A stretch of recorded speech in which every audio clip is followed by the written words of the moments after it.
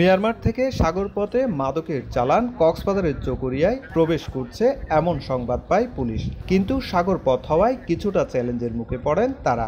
তাই কৌশল অবলম্বন করে ট্রলার নিয়ে জেলে ছদ্মবেশ ধারণ করে পুলিশ রোববার বিকেল থেকে সোমবার দুপুর পর্যন্ত অবস্থান নেন সাগরে।